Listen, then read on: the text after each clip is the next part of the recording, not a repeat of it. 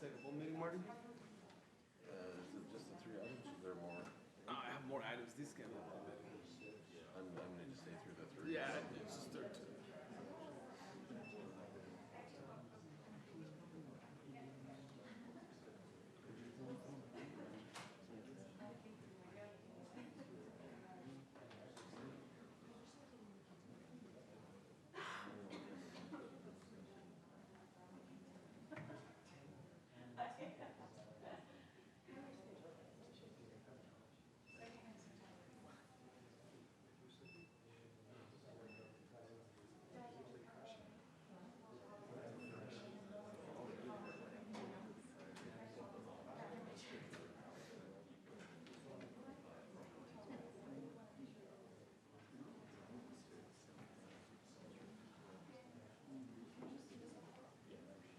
If I can see it? Yeah.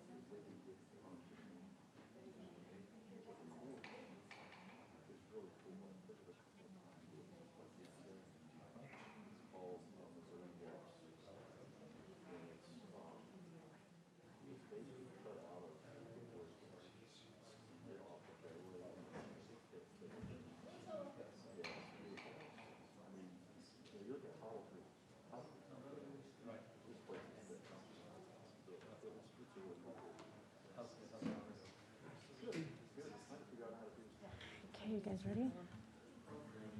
We're like 1 minute away.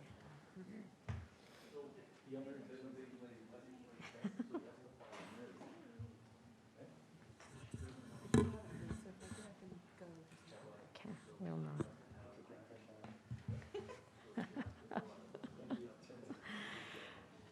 Okay, at 7 o'clock, we're going to go ahead and convene this Planning Commission meeting. We will start with a Pledge of Allegiance from Commissioner Still and opening remarks from Commissioner Clyde. Please rise. I pledge allegiance to the flag of the United States of America and to the republic for which it stands, one nation, under God, indivisible, with liberty and justice for all.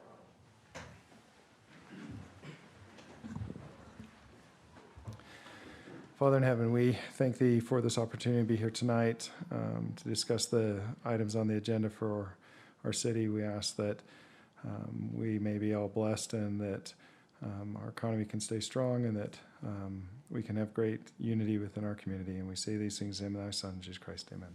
Amen. Thank you. Okay, we'll go ahead and I'll take a motion to approve the agenda if there's no changes. I think everything's accurate on the agenda. We are actually hearing everything tonight. That's on the agenda.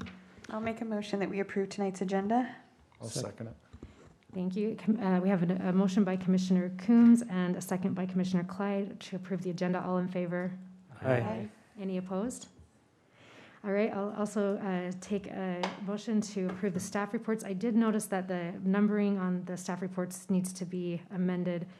The second staff report for items 2 and 3 says items 1 and 2, and then I don't think there are numbers on the items for the text amendments. So the third staff report would be item 6 or item 4 and 5, and the final staff report would be for item 6. We'll make the changes before. Okay. Sounds good. So if we can get a motion. I make a motion that we approve tonight's staff reports with the changes that are needing to be made. Second. All right, we have a motion by Commissioner Coombs and a second by Commissioner Clyde. All in. Commissioner Fugel. Oh, Fugel, sorry.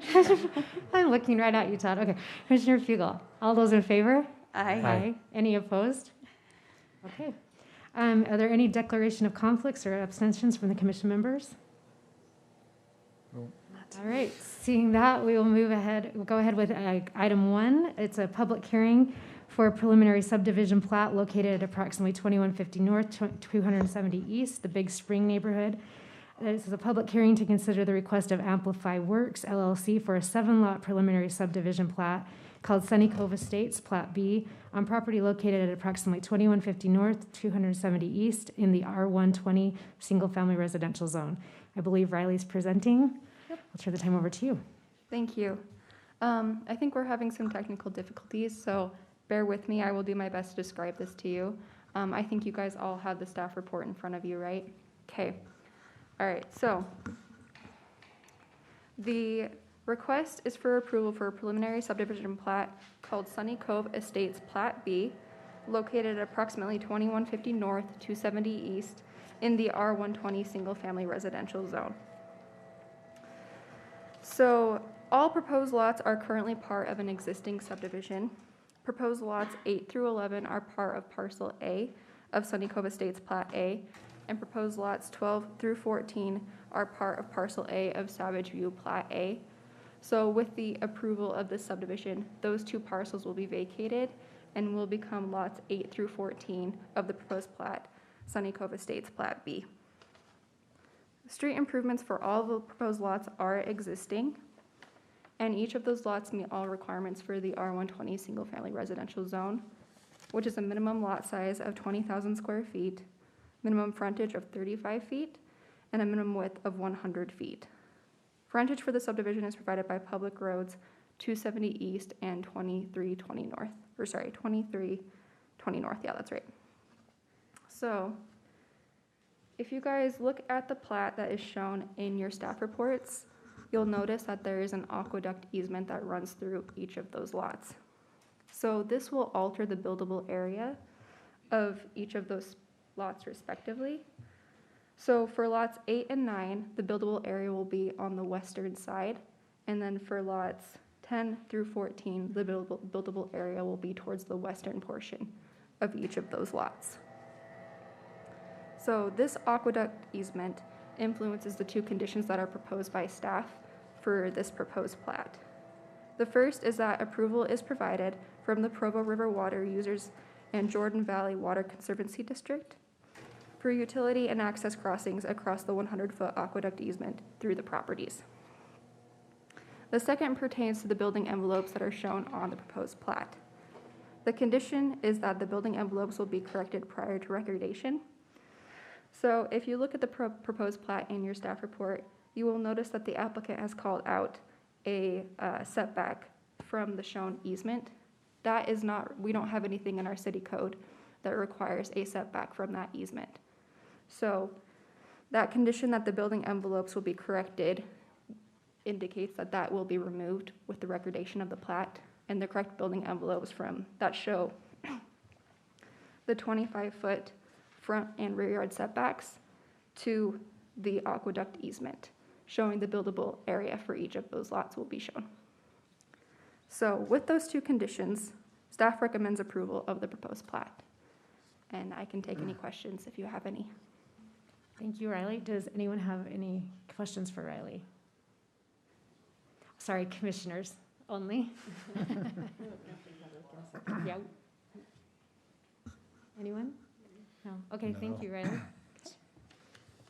All right, I assume, is the applicant here? Okay, seeing that the applicant is not here, we will open it up for a public hearing. If there's anyone that'd like to comment in the public, we'd ask you to approach the stand and use the microphone, state your name, and then also be mindful that we limit public comment to 3 minutes per person, and we have a timer up here to help with that. So we'll open it up for public hearing if anyone has any comment on item 1.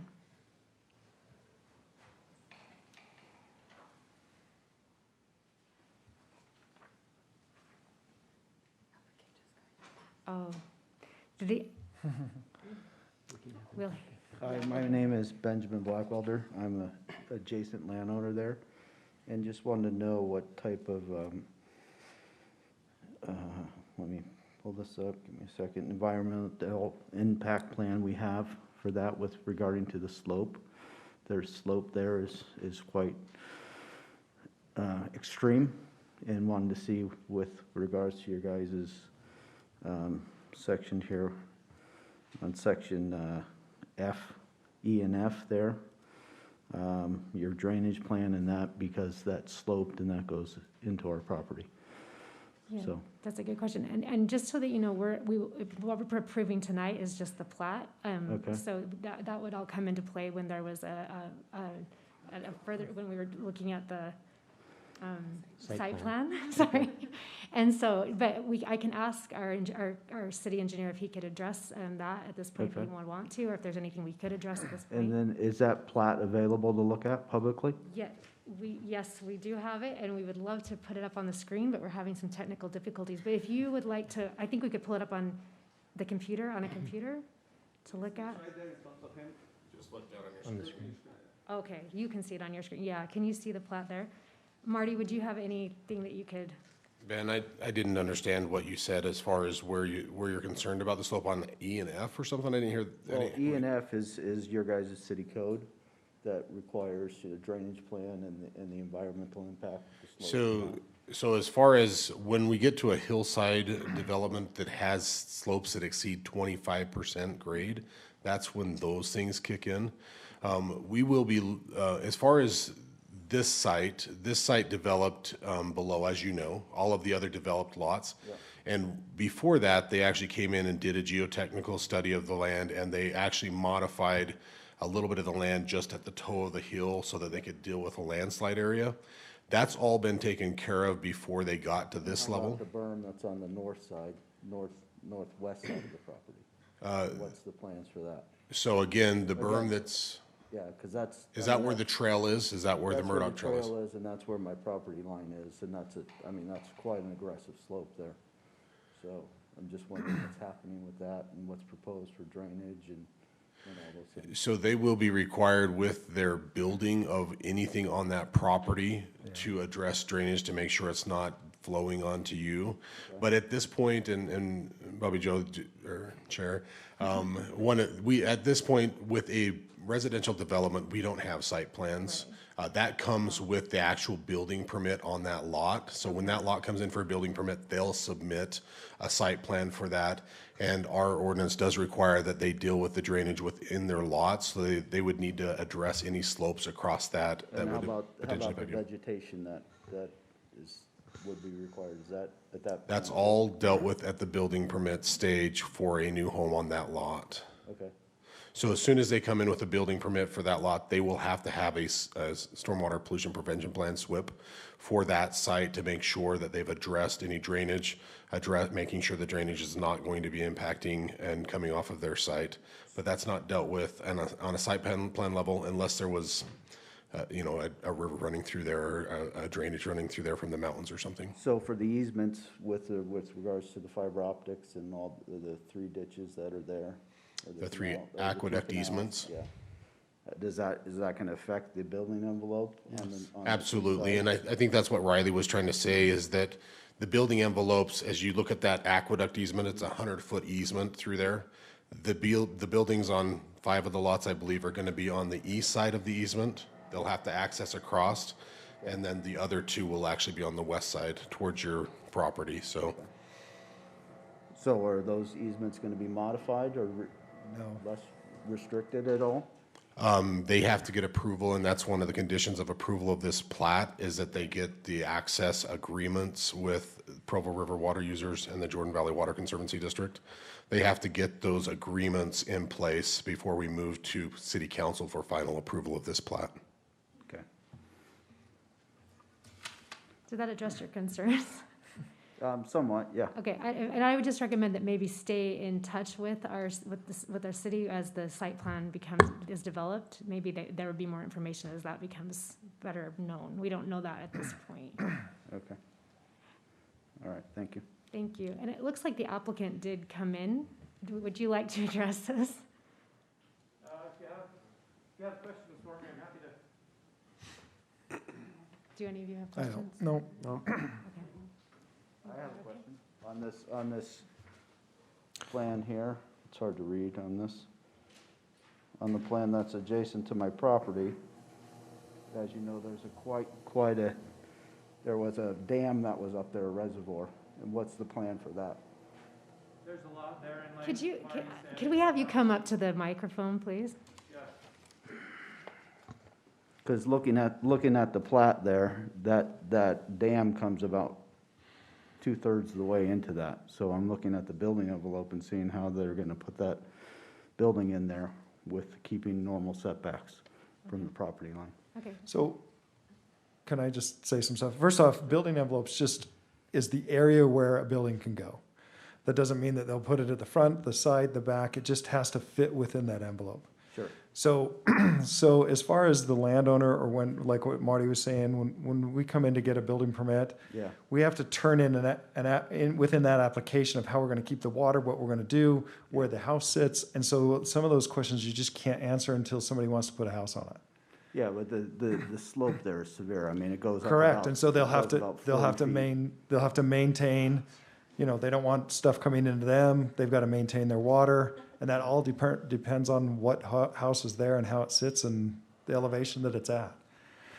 So a lot of those things really can't even be answered until you get to the point of somebody actually wanting to build a house on it. The easement just means that they've got to have access there, they can't build a building on it, those restrictions. So what she was talking about is you have a side, front, and back setback. But in this particular one, it showed a setback from the actual easement. There is not a setback from the easement. Okay. So we're in some of those questions that you have or the concerns you have Yeah. is premature from the meeting of today. Okay. But it's not that they're not legit, but definitely as somebody comes in, I'm assuming that's by 8 and 9 where your property's next to, Correct. those would definitely be discussions that they're gonna wanna have with you. Okay. for sure. Thanks, Commissioner Clyde. Yep. Does that help the applicant? Do you have anything else you'd like to add? I'm James Hancock. If you have other questions, I'm happy to answer them. Anyone have any questions for the applicant? No, I think Tim I don't. answered them all for us. Okay. Thanks very much. Okay, thank you. Is there any further public comment on item 1? All right, seeing none, we'll bring it back up for discussion amongst the commissioners. Does anyone have any comments, any discussion? I'll make a motion. Okay, great. I move the Planning Commission forward a positive recommendation of approval for the request of Amplify Works LLC for the subdivision plat called Sunny Cove Estates Plat B on property located at approximately 2150 North, 270 East in the R120 Single Family Residential Zone, adopting the exhibits, conditions, and findings of the staff report with the conditions that 1, approval is provided from the Provo River water users and Jordan Valley Water Conservancy District for utility and access crossings across the 100-foot aqueduct easements through the properties. 2, building envelopes will be corrected prior to recordation. And 3, all final planning, engineering, and fire department requirements are met. I'll second. Great, we have a motion by Commissioner Still and a second by Commissioner Clyde. All in favor? Aye. Any opposed? Seeing none, the item passes. And we will move on to item numbers 2 and 3, which I believe we're hearing together. And I believe, Daniel, are you presenting these? Do you want to introduce the items, Chair? Yes. Just really- Are you presenting? Pardon? You're presenting these, right? Yes. Okay. All right, so items 2 and 3 are, item 2 is a public hearing for a rezone located approximately 1445 North, 600 West in the Northfield neighborhood. This is a public hearing to consider the request of Artisan Construction LLC to apply for the R110 Single Family Residential Zone to approximately 9 acres on property currently zoned RR Rural Residential, located at approximately 1445 North, 600 West. And item 3 is a public hearing for a Vicinity Plan amendment located at approximately 1445 North, 600 West in the Northfield neighborhood. And it is to consider the request of Artisan Construction LLC to amend the Vicinity Plan for future local roads near 600 West existing and future 1500 North and 750 West, near property located at approximately 1445 North, 600 West in the rural residential zone. That was long, huh? Woo, yeah. Chair, Commissioner, it's a pleasure to be here in front of you guys. This media system is going to be the death of me. I blame it for my migraines, and but we're glad we brought it back. Thanks for your patience, right? I think right now we are supposed to be broadcasting, so we're live YouTube. Where are the cameras? All right, and we're also, we can see, and I think we're having problems in the back, and people here in the back now? We're all good? Thank goodness, we got it. Chair, Commissioners, as the Chair just introduced the item, we're going to talk about 2 items right now, okay? I'm going to start actually with item number 3, and then I'm going to go to item number 2. The item number 3 is a Vicinity Plan amendment, and then I'm going to talk about a rezone. Now, as I mentioned, the first item is the Vicinity Plan amendment. I'm going to make a pause right there, and I'm going to go and talk a little bit what a Vicinity Plan is. A Vicinity Plan is first of all, a Vicinity Plan is not a subdivision plan. A Vicinity Plan does not tell me the location of the property lines, does not tell me the size of the lot. A Vicinity Plan is an idea, a concept that we as a city have already adopted for the future location of local streets in undeveloped lands. Again, a Vicinity Plan, all a Vicinity Plan does is tell us, the Vicinity Plan is telling us where the roads are gonna go in raw pieces of land. In 2014, we adopted this as part of our general plan. So this is adopted by the City Council. And you guys can see all right here is the entire city. With all the undeveloped pieces of land, you guys can see it in blue. If we zoom in, we're gonna see the proposal or where the roads are supposed to be, the local streets. This is just for the local streets. The applicant is proposing to change the one that is F4. If we go to F4, is page 21, okay? It's right here. Now we're gonna zoom in and we're gonna take a look at this area right here. It's a little complicated to see, so what we did is we put it on a Word document, and I'm gonna migrate to that Word document, and we're gonna see it from there. I think it's gonna give us a better perspective. There we go. So, again, in 2014, how long ago was that? 7 years. 7 years ago, we pay an engineering firm, and Marty, I think Marty worked on this as well, and they work on all these undeveloped lands. For this raw land, it was proposed to keep a connection north to south, and of course to keep the connection east to west. Connections are very important, okay? That's the veins where the blood travels through our city. Now, this road right here is already built, okay? That road is 1650. This road right here from, when I put this, it looks like I play the maracas because look at this. From here to right here, it's already built as well, okay? So we just need to find and meet those connections and make sure that we get a connection north to south, east to west. On the concept that the engineer firm worked for us and that we already adopted, we also have a second street right here, north to south. It does not connect entirely. You still have to go around, and there's another street right here. Well, engineering department reviewed this, and it's the same as planning, and the applicant now is proposing this vicinity plan. Again, I want to make a pause right here. This is a vicinity plan. This is not a subdivision plan. We're not talking about size of the lots right here. We're not talking about property lines right here. All we're talking about is the connections and the roads. We're gonna call it the vicinity plan for local streets, okay? So, what the applicant is proposing, and you know, I wish these lines didn't exist, it would have been easier for us, but again, let's not focus on the size of it. We're not talking about that right now. The applicant is proposing still a connection right here, so that road stays, and the connection north to south still happens. Now, as engineering reviewed this, there was harder to come up with another street right here because it wouldn't meet the requirements for the distance between streets. Therefore, the applicant proposed a couple cul-de-sacs. Planning staff is not a fan of cul-de-sacs. However, if we take a look at the area around, we can see that those developments have been designed with cul-de-sacs as well. And we're only looking at streets at this point.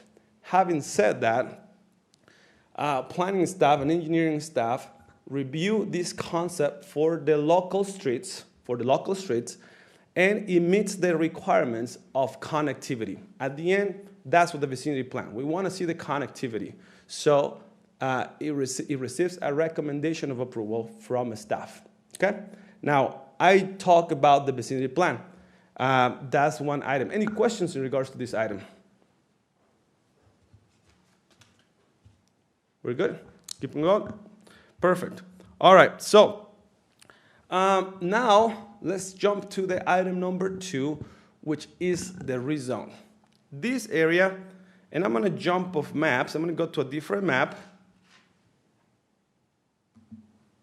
that I already have prepared right here, is the area that my mouse is delineating, kind of like around right there. I'm gonna use the mouse right now, and this area right here. For the people in the back, I think they can see my mouse, and it's this area right here. Now, as we can see, this color green is telling us that the area is RR. Let me see what's around. I have an RR, a chunk of land that is rural residential. All this land right here is R18, 8,000 square feet lots. This area right here is R112, 12,000 square feet lots minimum, and right here is R115, 15,000 square feet minimum. Now right here, all this green still, this undeveloped land is 21,780, half-acre lots. Of course, we're always going to have boundaries with different zones. That's how zones work, and they're next to each other. There's a jump right here from RR, from 21,780 to 15,000. There's a jump of 7,000, but that's okay. The general plan backs up that idea, agrees to that idea, and that's going to happen everywhere in the city. There's always going to have to be some boundaries between two different zones. So again, we have R18 in the south, and to the east, I have R115 on the north a little bit right here, and R112 in this corner right here. Having said that, the applicant is proposing to go from this green color, half-acre lots, to this yellow color right here, yellow color, R110, what we have right here as well. In recent applications, we have rezoned this area right here, R18, and we have also rezoned this piece of land right here, R18. So when we take a look at our map, and it looks way brighter in my computer than how it looks right there, but I'm gonna zoom out a little bit, maybe we can see it right there, okay? Maybe we can see it a little better right there. We can see that we have plenty of R18 zones below 1,800. Now, why is that? Why do we have R110s below 1,800? Well, sometimes, actually,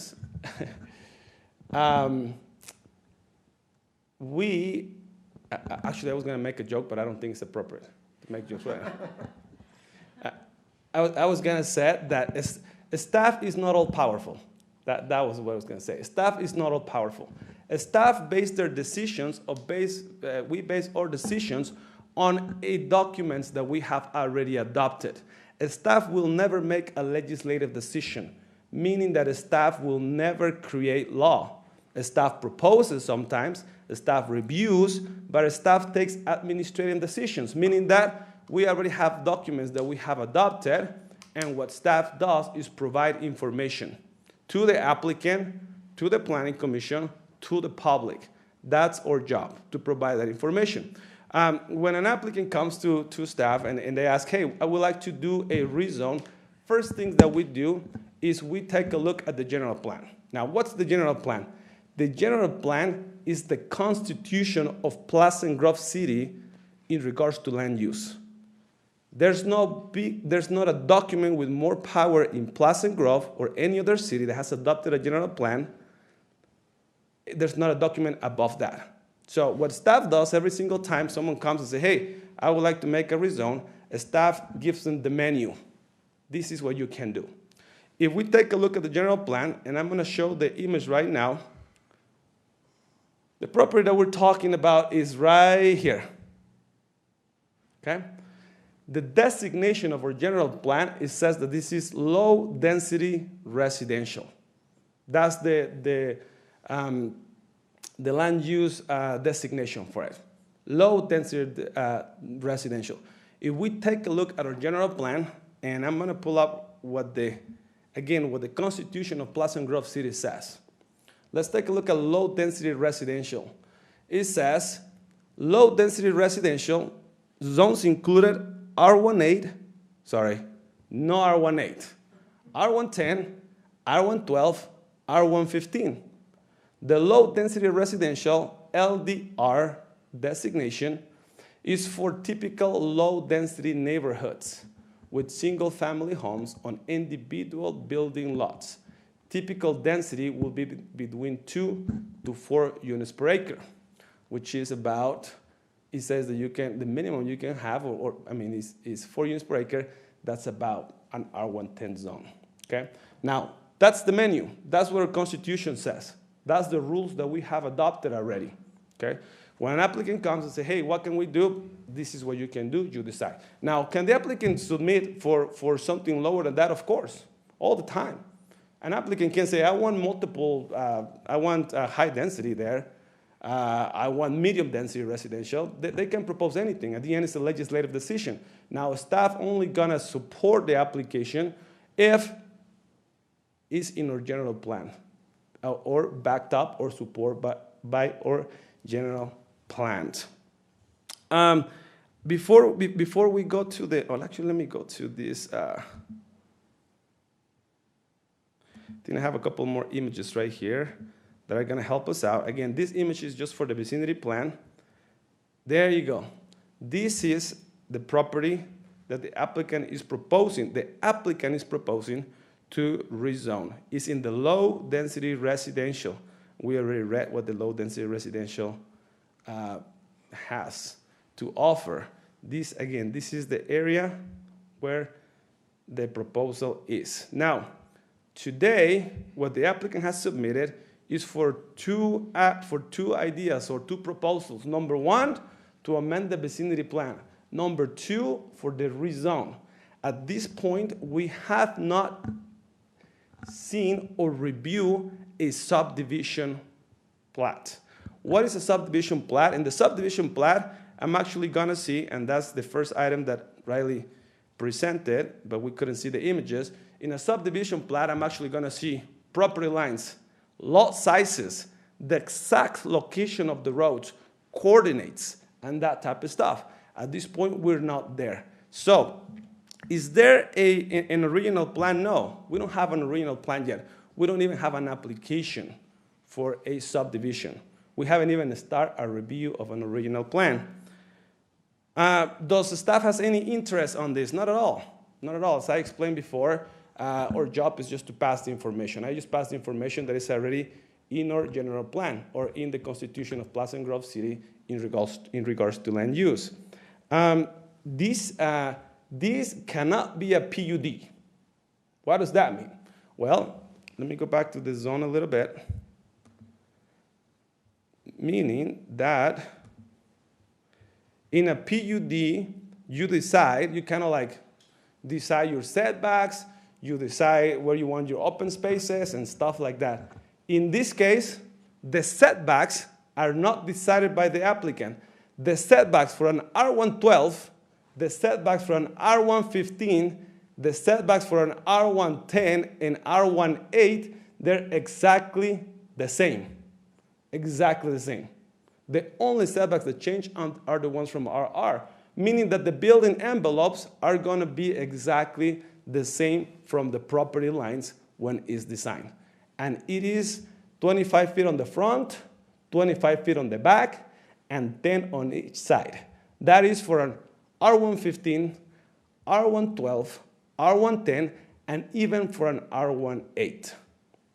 So the setbacks are the same, but we're not even there yet. I'm getting ahead of myself. Once we have a subdivision, we'll review that, okay?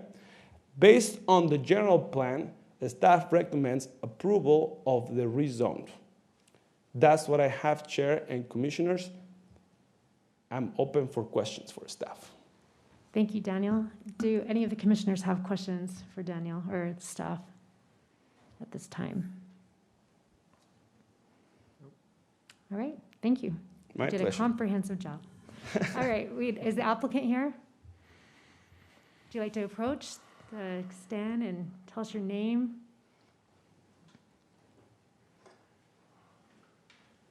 Do you mind if I take my mask off so I can talk? That's Okay. fine.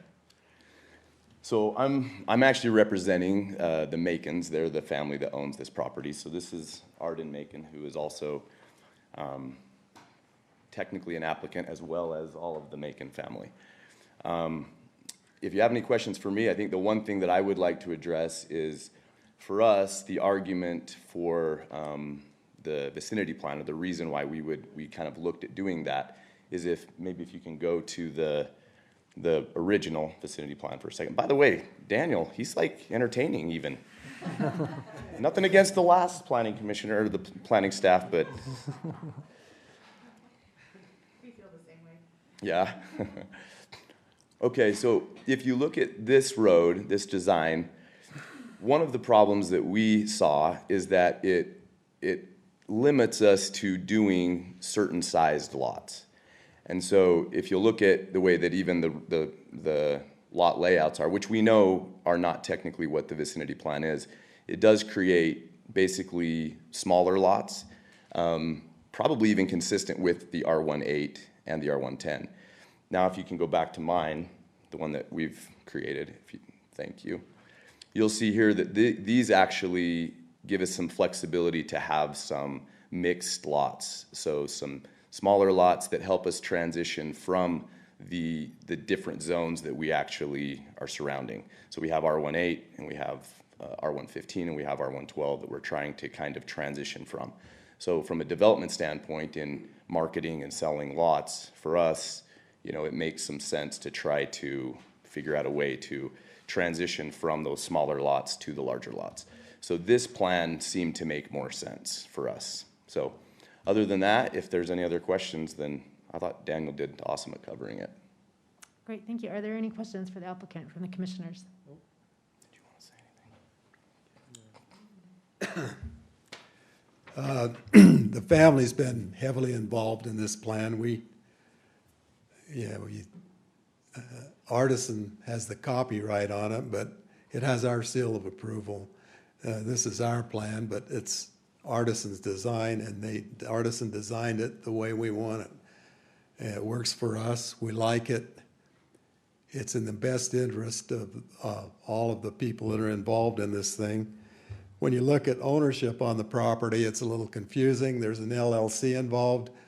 There are, let's see, we've got 12 members of the LLC. That's 9, 10, 11. LLC, 11, I think. There's a trust. There are 2 of us involved in the trust. There's a private property piece there. And so I have to stand back and look at it a little differently. My father bought the land in '59. He died 10 years later. My mother became her estate after that. She died, 50 years later. And so it's been in the family a long time. I've lived on the property for 55 years, so I think it's my neighborhood. I care about what it's going to look like when we get through. I'm not leaving. I'm going to live there till I die. So we care about what the neighborhood looks like. We like what we're seeing here. But when we step back and look at it and say, okay, this is my mother's estate. And if you look at living descendants and their families, there are 135 people that are going to benefit from the sale of this property. Out of that 135, there's like 12 of us that are managing it in one respect or another through LLC, private, or trust. So we step back and say, okay, it's not about what benefit it's going to be to us. We care about what it means to the 135 that are going to be recipients from this development. And so we're looking for a plan that is in their best interest. We have a deep responsibility for the 135, and so we like this plan. We think it's fair. It has our input. It has our seal on it, and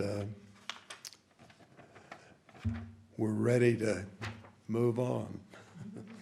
All right, thanks, Mr. Macon. Are there any questions for Mr. Macon? No. Okay, I don't think there are any further questions. Thank you. Okay, thanks. All right, we will now open this up for public hearing. Be aware, I know that there are several people here, and I'm assuming that you're probably here for these 2 items. And we also have received several letters, public comment letters, and so be aware that we have reviewed those. Let's keep in mind that we have a 3-minute time limit on each comment. And because of the number of people that may want to comment, let's keep in mind that if something's already been said, a point has already been made that you want to make, don't repeat that. If you have something to add, we'd like to hear you, but just repetitive comments saying the same thing aren't really helpful. And like I said, we've already reviewed the letters that were submitted. So if you are going to repeat anything that was submitted in those letters, we have considered those, we have read those, just so that you're aware. So we'll open it up for public comment. If anyone would like to approach the podium, please state your name for the record.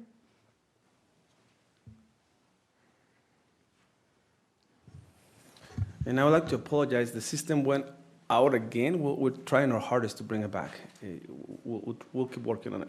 Is it up on the podium, on the computer on the podium? No. Okay. No. All right, we'll do the best we can. Hi, my name is Joshua Scott. I live in one of the properties very closely to the new thing. We're super excited about it. Love the Macon family. Really excited about having the new neighbor there. We do have some concerns. The first concern I wanted to bring up specifically with the vicinity plan is in the connection of 1500 North to, I believe, what's called 1420 North.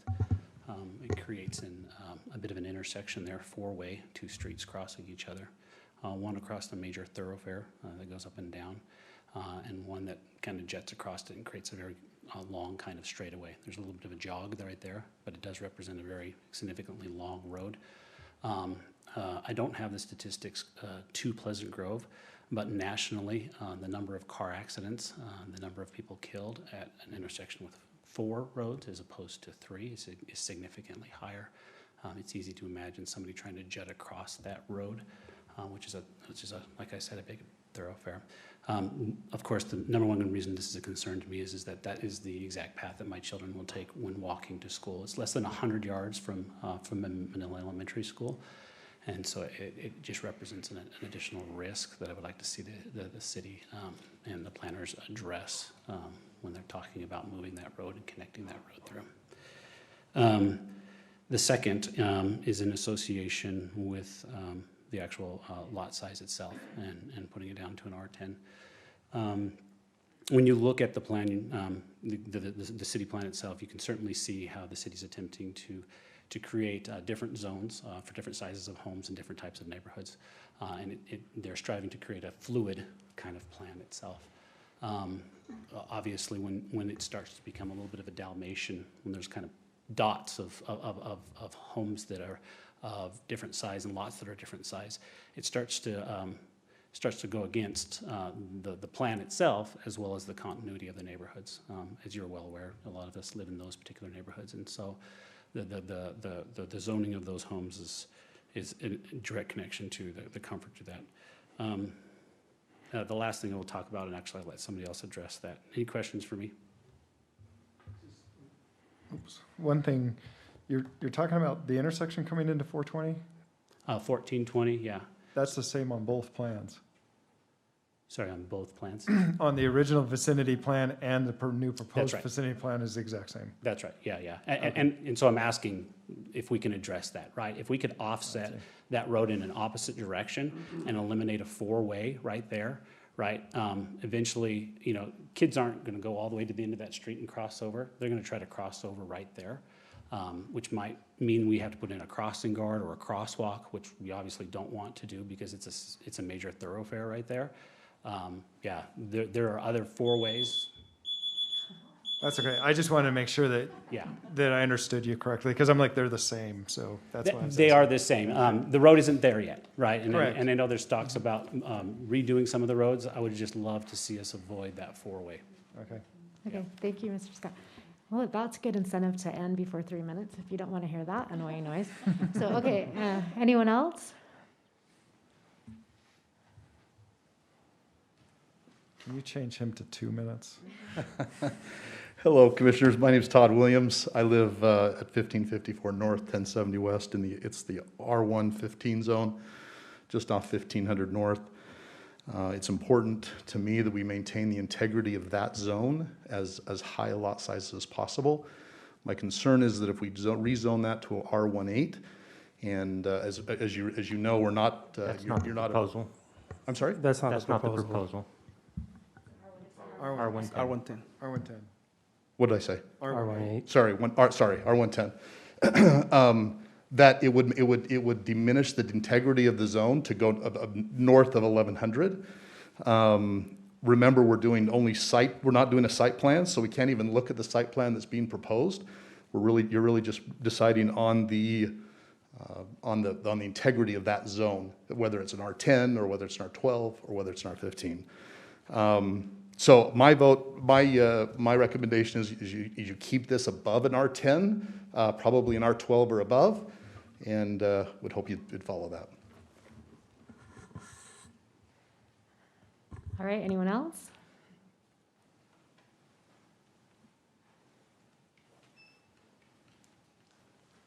My name is Jared Davis. I also have an adjacent property. Two things that I wanted to point out. The 600 West is a very pretty significant line dividing the two neighborhoods. I don't think on the, I guess it'd be the east side of 600 West, that there's a house over there that's younger than I am. And so the new construction has happened over on the west side. So when we look at the map and we see the R18 zoning for that east side of 600 West, it's a much different setup. So to think of those two as being connected, I have a hard time accepting those two as being connected in that way. And then on top of that, when you look at the new neighborhood, the new section of the neighborhood that has been developed, is in development right now, and has been zoned for R18, they're actually putting in 13,000 square foot lots there.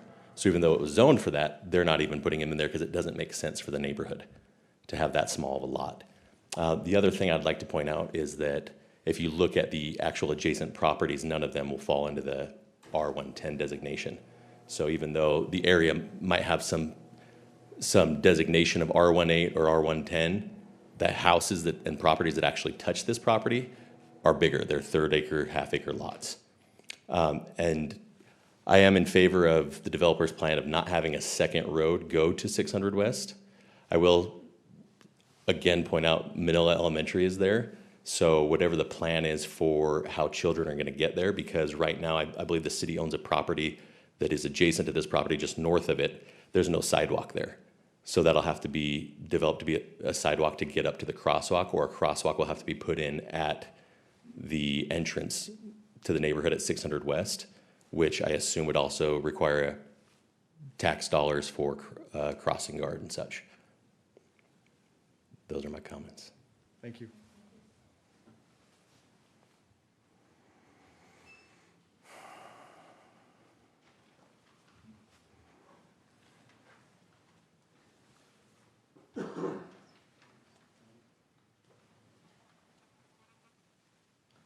Hi, good evening. My name is Zach Chipman. I live in one of the homes that's adjacent to this development. I just would like to point out that this is something that the city has fought off for a long time. When Cade's home came in, for years they tried to get the lot sizes smaller. The city fought against that, and they fought against that for a reason. We're here tonight to kind of decide, or to input our voice as a community for what's best for the community. In this particular case, this request only serves one purpose, and that is to make more money. That money then gets divided by 135 people, which seems like quite a de minimis return. The rest of us that are stuck living here, it diminishes our home values, it increases the amount of traffic that's going to be in our area, and it's just not something that most of us want. This is something that the city has fought against for a good reason, and I don't see any reason why we should change that now. That's it.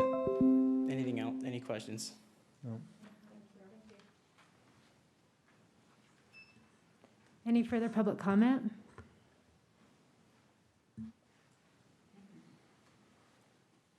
My name's excuse me, David Bishop. I live in the area as well. I would like to also echo the safety concern with that road, as just within the last 2 weeks, there was an accident where the stop sign was run on 1800 North as our kids were leaving school. My kids were stepping across the crosswalk as the car ran through the stop sign, and the crossing guard pulled them back, and a car was totaled and people were injured. So where there's already that at a four-way stop in a school area, I do have some significant concerns with that road connecting all the way through up to Discovery Park from that area. I'd also like to point out, if you look at the vicinity map, just as the road curves on the south west. That pen, the pen on the top corner. Oh, perfect. Perfect. So if you look at this lot right here, which is not on the Macon's property, this section here belongs to another owner of the property. That lot right there with the way this current design is, will make it a non-conforming lot because of that road. The road has to be 60 feet wide, and if I remember right, it's 130 feet wide. So if you put the 60-foot wide road in, it leaves 70 feet remaining, and that's not wide enough to have a conforming lot. So tonight, we're not looking at that. When we review the site plan, we'll make sure that all those numbers are the way that they're supposed to be. And that part wouldn't even come in because, from what I understand, they don't even own that property. So when they would do a site plan, that wouldn't even be considered. But the vicinity plan is just more of a general idea of things. That's correct, but what it does is it then makes that vicinity plan then makes that owner that's not part of this development in this proposal then has a situation where their property value is not what it could be and what it should be because of the way that road is designed. So I understand that it's not being considered for this specific lot sizes at the moment, but when that natural property boundary is between the current owner that's proposing this and a different owner, it does come into effect of how that's affecting his property and his right to use his property. I am really excited about this being developed. I'm excited for the sidewalks to be there and to make the neighborhood be that much better because it's a great neighborhood to be in and we really enjoy it. I would also like to point out that just echo again, on the west and the north, which is the majority of that property, it is zoned for higher zoning, and it is to that R115 or R120 or whatever that half-acre zoning is. And so it's a very small portion that is the higher density zoning they're requesting. And as you transition from 1100 North going north, that those natural transitions are already in place, so it doesn't need another transition period of a R110 going to R112 and then up above. So thank you.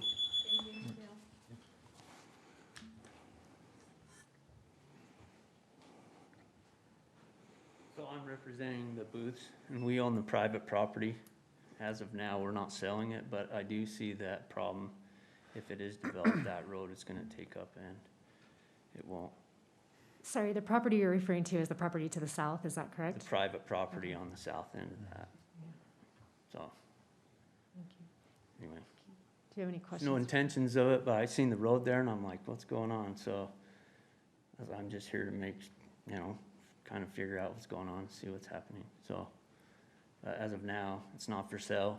That road's, it's weird. They've got it stubbed in there already.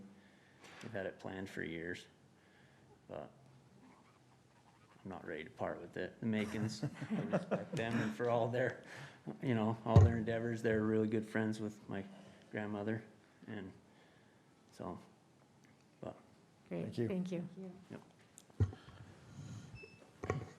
Chair, I forgot to mention that the proposed area that is about to rezone, doesn't include this part at the bottom and also doesn't include that corner right there. Pretty sure you guys caught it, but just make sure.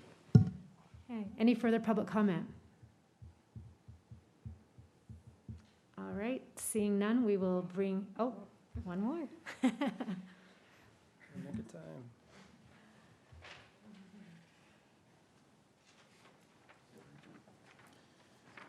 My name is Randy Sloat. I live, do you need my address or what? Okay, Randy Sloat's good enough. I actually live to the north of this, this development that's happening here. I've got a couple things. One is and I'm not trying to echo this. I actually live there and I watch this happen daily. I live in a cul-de-sac, so I'm set off and I don't have to worry about it quite as much.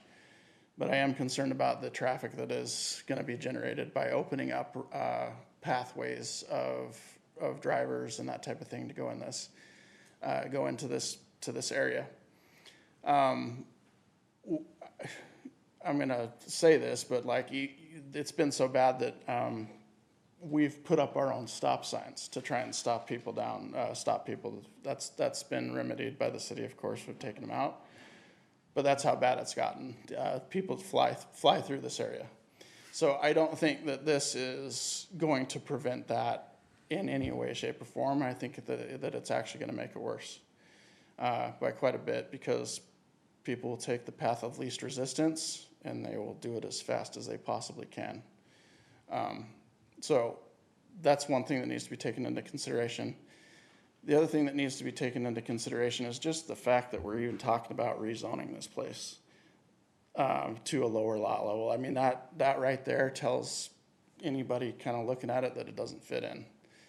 So while I see, you know, different areas rated in the lower density section that we're in here have been rated possibly lower than what's up there right now. It touches higher zoned, higher square footage lots, and to go below that is it just doesn't make sense, guys. It's just It also touches lower. What's that? It also touches lower as well. Right, but again, as you progress in Pleasant Grove, it's a smaller section of it, and that does touch the lower.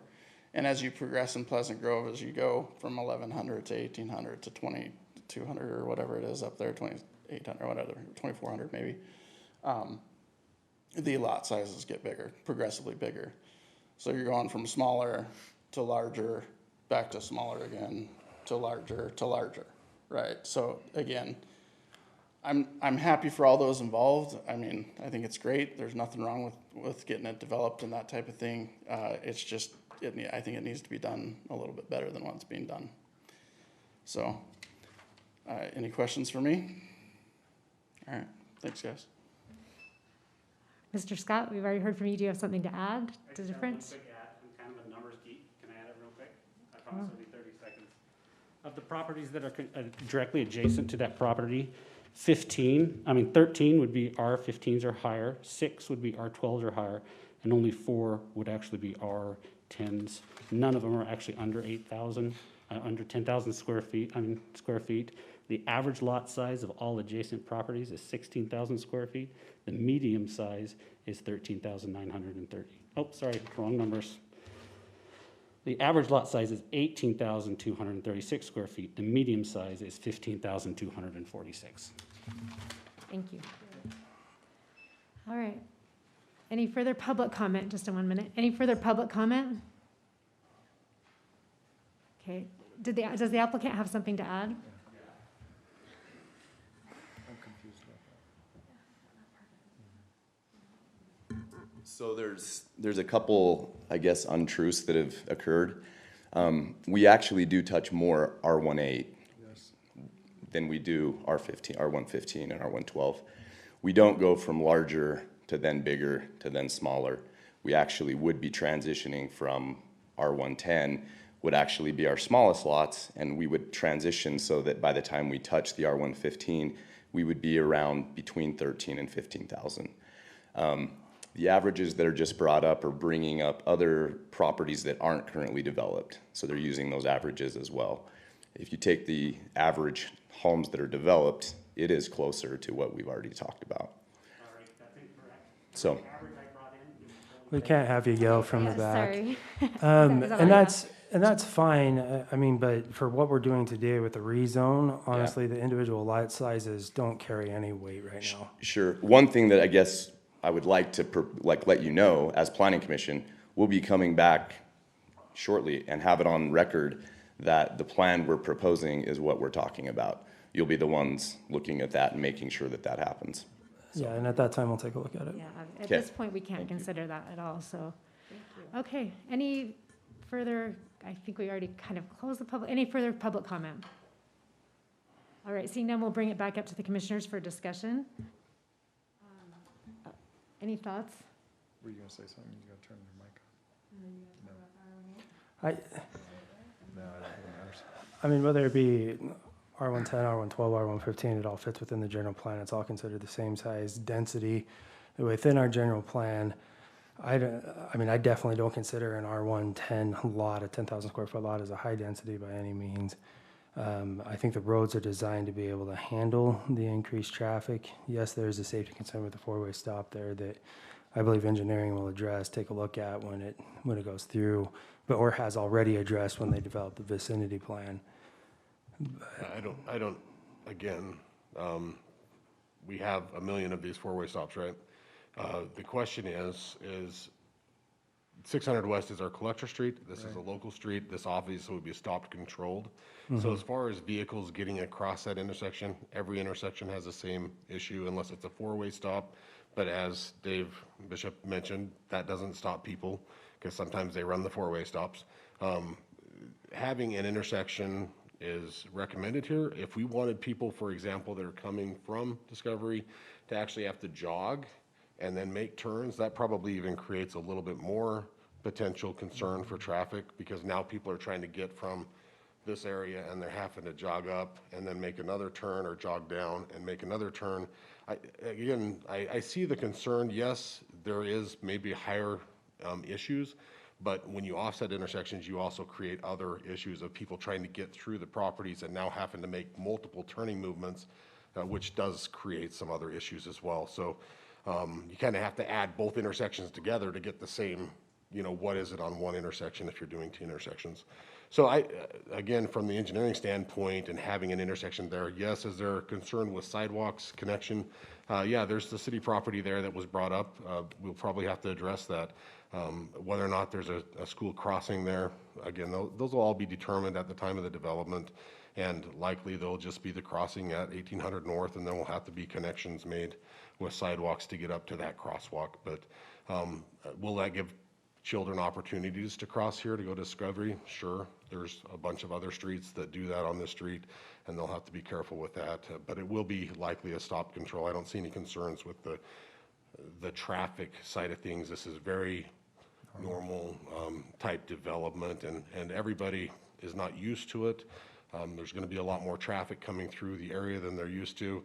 But whether this is R112 or R110, it's such a little volume difference. That's probably not a big thing. If you were looking at multifamily housing here, that would probably bring in some questions about the additional traffic. But for the a change in lot size, we're talking a couple extra lots. It's probably not a significant value on some of those things. So those are just some of the things that I heard. I just wanted you to kind of know my thoughts on that. I think some of those things are valid, but at the same time, I think they're pretty natural and normal in development on what you do with property. So, Marty, correct me if I'm wrong, but this really wouldn't be a four-way stop anyway. It'd just be a two-way stop. Yeah, no, we're not Because it's stopping not 600 North. It'll be 600 West. Yeah. 600 West. It'll be a two-way stop there. You'll stop each of the connecting roads.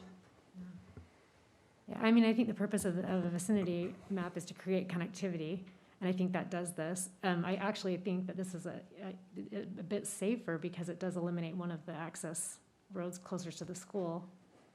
Yeah. So I don't see a huge problem. Can you address the issue with the undeveloped property to the south? Do we know if that's going to create an issue for future development? Well, if you look at the original plan, there was already a road planned, and this is a little unique, and I live in this area. These are my neighbors and friends. But there is a little bit of a concern here in that what Bishop was trying to explain is that this booth property is 130 feet wide.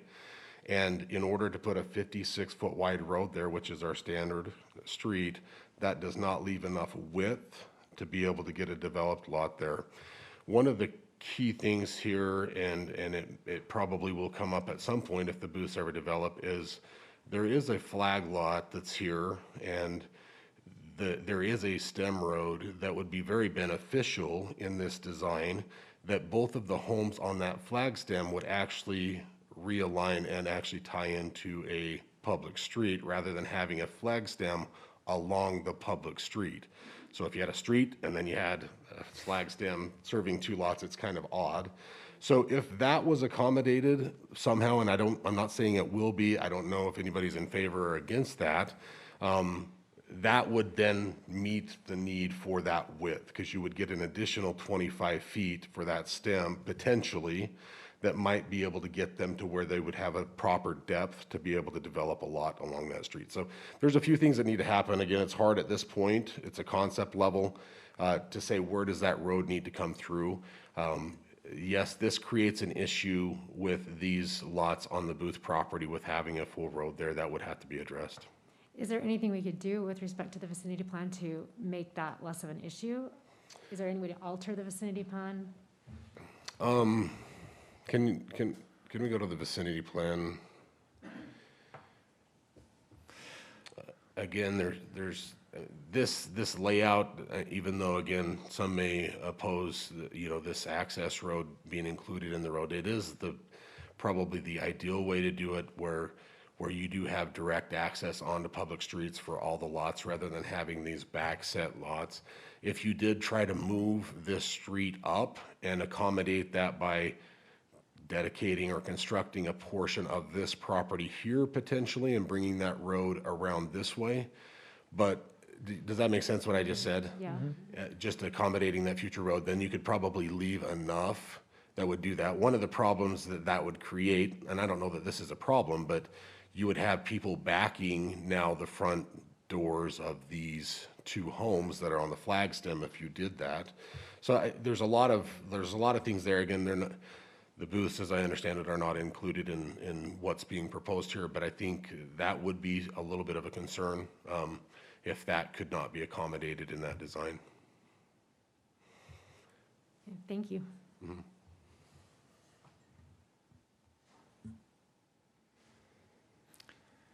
This is why you run into those flag lots all the time. You what? This is why you run into flag lots all the time. If you look at a lot of the properties that we have here, there's a lot that are an acre, 2 acres, and they're 135 feet wide and they're 600 and some odd feet deep.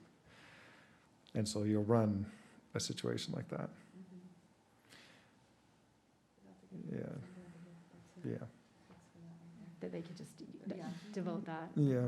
One other thing, I mean, just, you can tell that, this is all R18. Yeah. And, even the house here is situated as if it was maybe planned in the future to connect to a future cul-de-sac or road. And I think that's probably the intent. They needed to develop the back of the property. They got approvals to do the flag stem with the intent that at some point it may be a road. I haven't looked up the old plans to see what that development did, but that makes a lot of sense. Yeah. And as well as, just like a lot of these lots, I think what I heard from the applicant is, as far as lot sizes, by getting rid of some of those roads, that does allow them to try to expand some of those lots and make them more reasonable. You're going to have a varied lot size between the 10,000 and probably 15,000 square feet as you see these lots, just because the roads will kind of stipulate the lots that you can get. We have standards that do that. So, every development does that. They say they're R110, but really that's the minimum, and it goes up from there. So. Yeah, thank you. Well, it probably makes more sense to devote that flag stem in order to solve that problem rather than shifting that road. Well, would be using part of it. I'm just saying that there's pieces like that all over the city. Yeah. We have tons of those. Okay, any other discussion? I think the vicinity plan's better. Yeah, I agree. Any discussion on the rezone? Tim, you think the proposed change to the vicinity plan is better? Is that what you mean? Yeah. I think it solves more problems. I mean, I just feel like we're guided by the general plan, and because the general plan allows for an R110 in this area, and it is consistent with what is happening in the area, I don't see any reason to deny that. I hear the concern that the adjacent properties may not be that same size, but there's never been, I don't think that's ever been a requirement that they have to be consistent with adjacent properties. I mean, obviously that doesn't happen, so, no. And an R110 is not a small lot. I mean, it's still substantial lot, so that's where I am. Peter? No, I think it's a reasonable transition from R18 to higher or lower densities. I do tend to prefer consistency from, not creating islands, but, R18 is not a possibility here, which would be one way of doing that. I think R110 is reasonable as a transition there. The other concerns that were mentioned about traffic and sidewalks and things, those are all just related to the property being developed. It doesn't matter what density it is. Yeah. Like Marty said, it's a difference of 2 or 3 lots. So I don't think those have a real bearing on the zoning discussion. So, yeah, I don't have a problem with the proposal. Okay, I'll make a motion. that would be great, thanks. Chair, Are you let's, doing sorry, the first let's one? keep in mind that if we make motions, we're gonna do two different motions, right? Yes. Okay. Which one are you doing? The vicinity plan. Okay. I move the planning commission to recommend approval of the request of Artisan Construction LLC for a vicinity plan amendment for property located at approximately 1445 North, 600 West, and adopting the exhibits, conditions, and findings of the staff report as modified by the conditions below, that all final planning, engineering, and fire department requirements are met. I'll second. I have a motion from Commissioner Fugel and a second by Commissioner Coombs to recommend approval of item 2. All those in favor? Aye. Any opposed? All right, I'll now entertain a motion for item 3. I'll do that one as well. I move the planning commission recommend the city council approve the request of Artisan Construction LLC for a rezone of approximately 9 acres from the RR Rural Residential Zone to the R110 Single Family Residential Zone at property located at approximately 1445 North, 600 West, and adopting the exhibits, conditions, and findings of the staff report, and is modified by the conditions below, that all final planning, engineering, and fire department requirements are met. I'll second it. I have a motion by Commissioner Fugel and a second by Commissioner Clyde. All those in favor? Aye. Any opposed? All right, the motion passes for the recommendation of approval. We will now move to. Daniel, when will this be going before city council? We're planning on taking it to city council on March 30th. Okay. Okay. Thank you. All right, we'll now move on to items 4 and 5, which I believe are going to be heard together. They are, item 4 is a public hearing to consider a request from Pleasant Grove City to amend City Code Section 10-19-7E, miscellaneous signs, electronic message signs. The applicant is proposing to modify the requirements for the establishment of electronic message signs, as well as the zones where the signs are permitted. Item 5 is a public hearing to consider a request from Pleasant Grove City to amend City Code Section 10-19-2. Can we have you take all conversations out into the hall so we can continue with the meeting? Thank you. Thank you for coming. Item 5 is a public hearing to consider a request from Pleasant Grove City to amend City Code Section 10-19-2, definitions for signs and outdoor advertisement. The applicant is proposing to modify the definition of electronic message center and change the established percentage of the total sign area dedicated to the electronic message parts. Chair, Daniel. commissioners. We're good? Yeah, we're good. Okay. So, in 2017, I can say that's my fault because I was here in 2017. I remember working on this. No, it wasn't my fault. I think we did good. What we did is around that time, we did not have in our code anything for electronic signs. Nothing. There were a couple of electronic signs, but we didn't have anything in our code. So we wrote down some code that said that you could have electronic signs. Primarily, we did this for wall signs. You know, I think if you go to a couple of elementary schools, you're gonna see on the elementary schools usually a big sign, and there's an electronic sign. We did that as well for pole signs or freestanding signs. But when we discuss about the monument signs, we came out with a regulation that said no more than 50% of the signs can be can have an electronic panel. Now, the sizes that we allow for a monument sign is my height, 6 feet. I hunch, but it's 6 feet right here. 6 feet tall, okay? Actually, what the code says, and that's not part of this, but just to give us some idea, it says that if you put like a berm or something like that, you can go to a 6 feet height, and the maximum square footage is 32 square feet, which is 8 by 4? Pretty good sign. And people have been complying with that. People have been... Sorry, you know, it's the system that it goes by itself. There's nothing we can do, it just comes by itself. It just turns off? Yeah.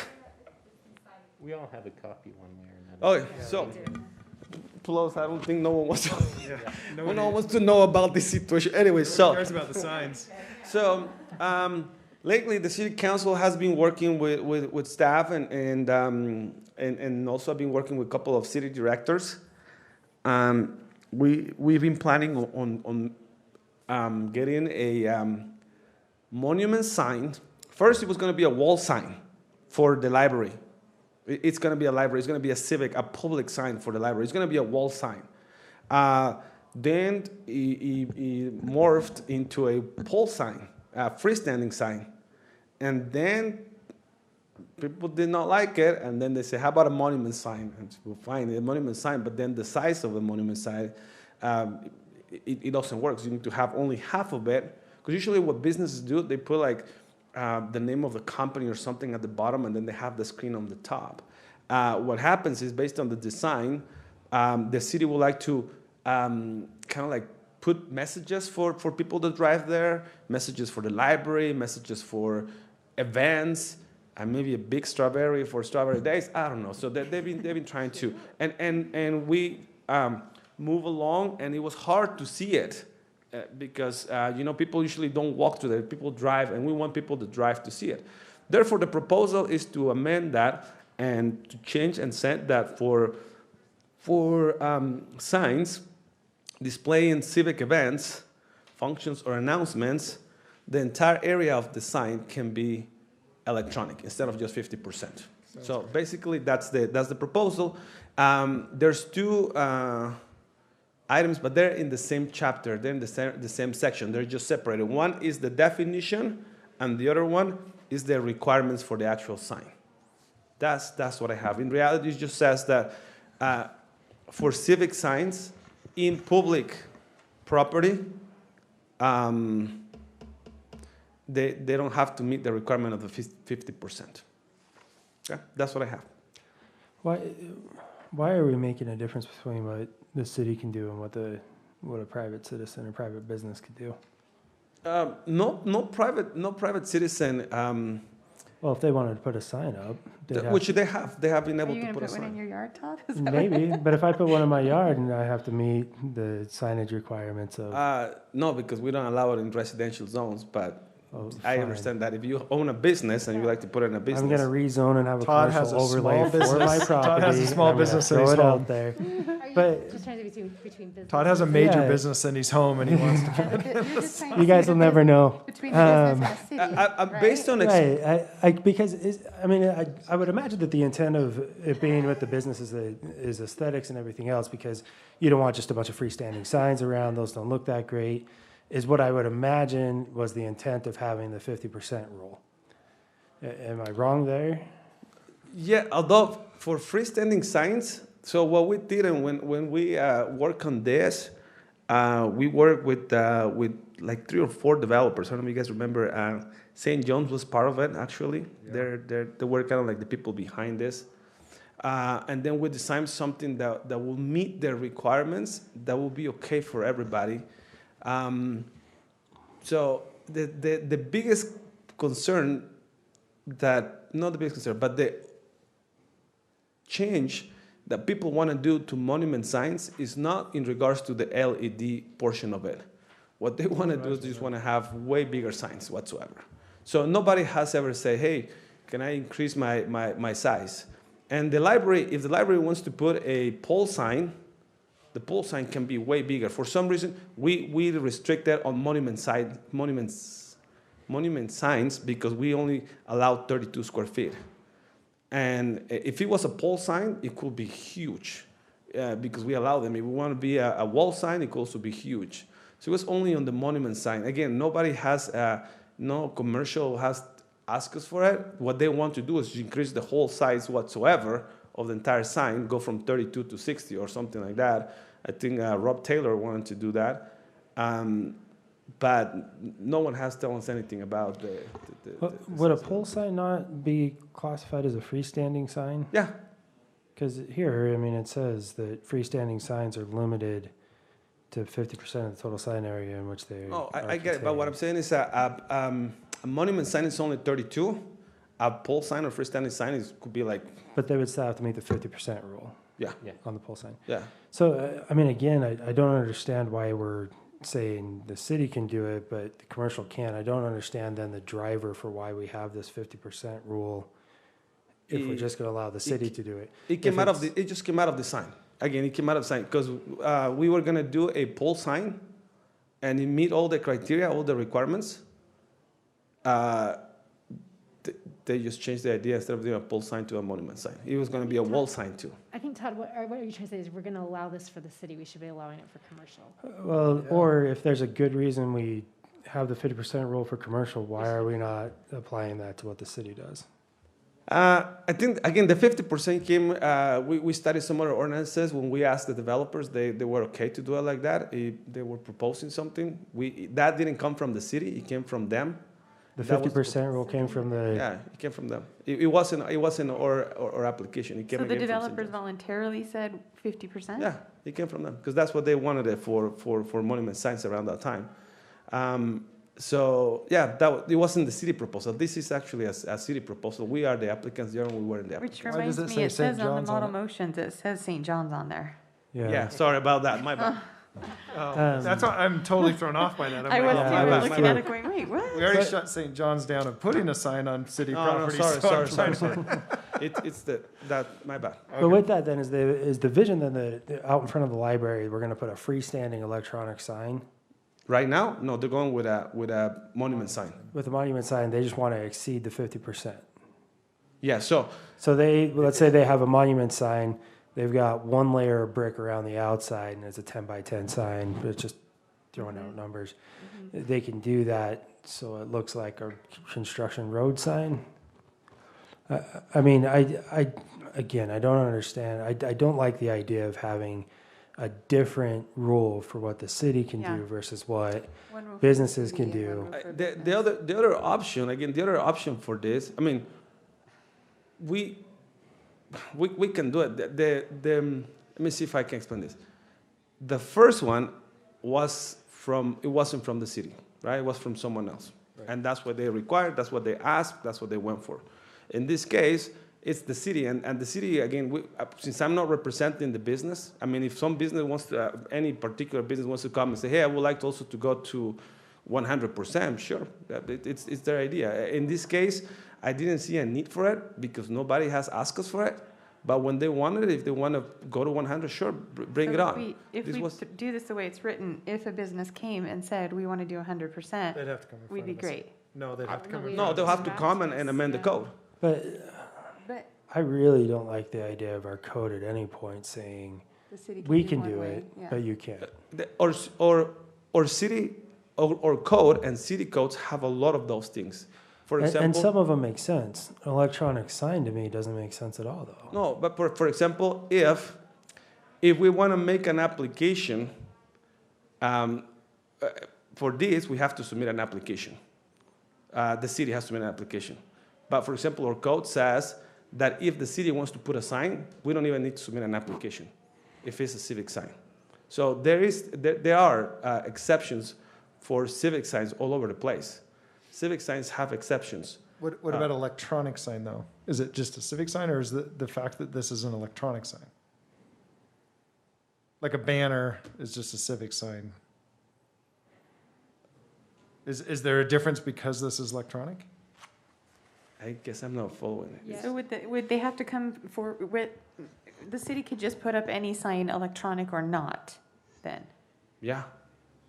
Same as a commercial business, can put any sign they want, electronic or not. So, as long as they follow within the 50%. Correct. Right? Which that was their request, right? I mean, we're okay with it. The city says, yeah, we're fine with it. In this case, the city wants a bigger area, so then the request is for the cities to do it. So this is just because the city's the applicant? Yeah. Is that basically what you're saying? Mm-hmm. But if a business came in, we would amend the entire code. If a business comes not in, just carve out and say, for Arby's, you're allowed to do that, but no one else is. So if a business wants to do it, they'll submit an application and we'll for sure review it. and we'll But, be okay. but when the The business city submits has the application, like let's say Arby's comes in and they say they want different signs. If they submit the application, they're not gonna submit the application and say, for everyone else you still have to follow the 50-50 rule, but for us, we're allowed to do as much as we want, right? We wouldn't allow that, we wouldn't see that, we would say, let's amend the code in its entirety, not carve out exceptions for certain businesses. I guess for one certain For one, business. I get what you're saying. Now, my response to that is, nobody has ever requested yet. When they request it, we'll say, sure, submit an application, and we'll bring it in front of us. Well, In but this since case- we're looking at it now, couldn't we just take this as an opportunity to clean it up? If we don't feel like there's a good reason for that rule, Well, we could just clean it up and then the business doesn't have to pay $500 to ask for the. But I didn't see a reason why to clean it up, unless, I mean, the plan commission Right. says, hey, go back and clean it up, sure, but. We're just saying, we're looking at it now, so if Yeah, we sure, think we have a better This, idea, we this might is as not well, going to city right? council until the 30th as well. So we have plenty of time. I just disappointed, we didn't see any reason why we should do it like So that. am I understanding, and apologize, because I think I've been in a circle for a minute.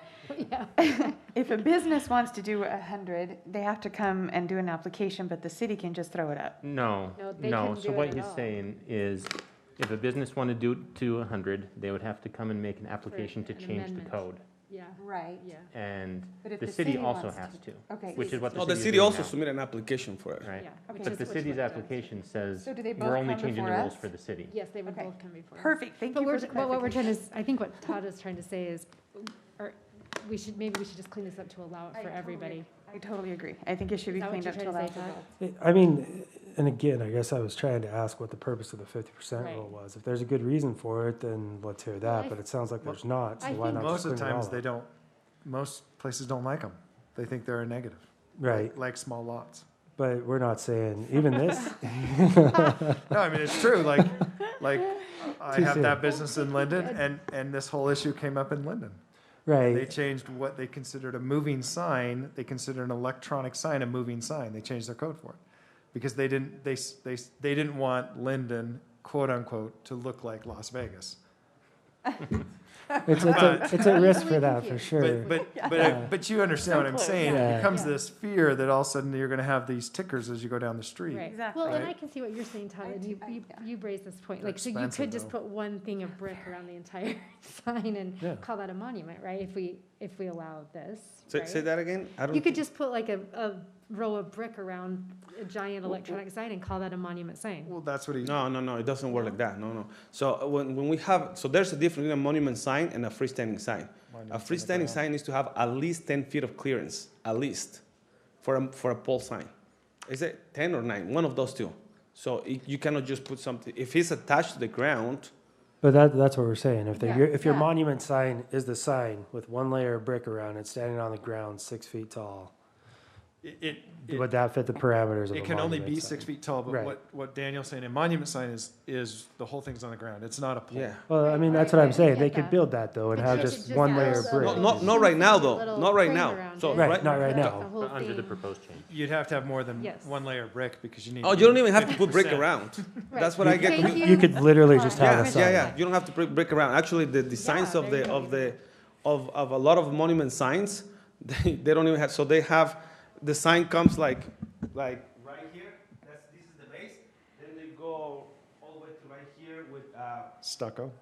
no, like where they can put like static signs and then Oh, yeah. just a screen on top. Yeah. So they don't need to Yeah. have brick around. No. Yeah, I mean, and that was more just for thinking it through, but No. That's what I got thrown off by you. Sorry. I just don't. What's good for the Okay. goose kind of a thing? Yeah, okay, so I guess we need to decide, are we okay with everyone just having devoting the entire sign to an electric sign? Or do we want to include it with some kind of So- requirement that creates some kind of a, So I think what's gonna happen, this is my opinion, if this goes to the city council will say, yeah, we can do that. But if this came as a business, they would shut this thing down in 2 seconds. That's just what I think will happen. So if you change this, I think it will both, but I agree with Todd, this is stuff that I don't love in this No, particular I situation. agree. There's definitely times that it should be that way, but. I agree. I agree. Well, what are the negatives of of electronic signs, right? The brightness affecting neighbors, Right. maybe distraction to cars. And I think we tried to address that in here, right? We limit the brightness and we say they can't flash. I don't, you know, I don't know that the size of it makes a difference with that much. They're just so expensive. Like, you have to justify the cost of them. Yeah.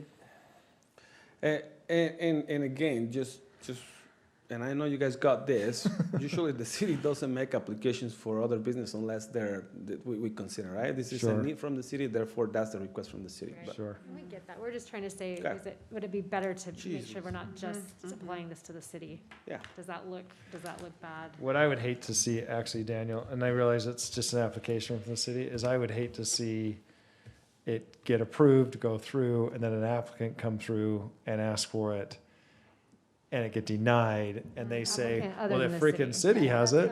You know what I mean? That's what I worry about. There's so many exceptions for cities, and it's not the Sure. only one. So the code is full of exceptions for Sure. especially for public use, not for cities. It's for public use, because at the end, the city is not an entity. The city is everybody. And I think a lot of those make sense. I just don't see the difference between electronic sign usage for business versus the city. When we think about the risk of an electronic sign, I don't see it being different.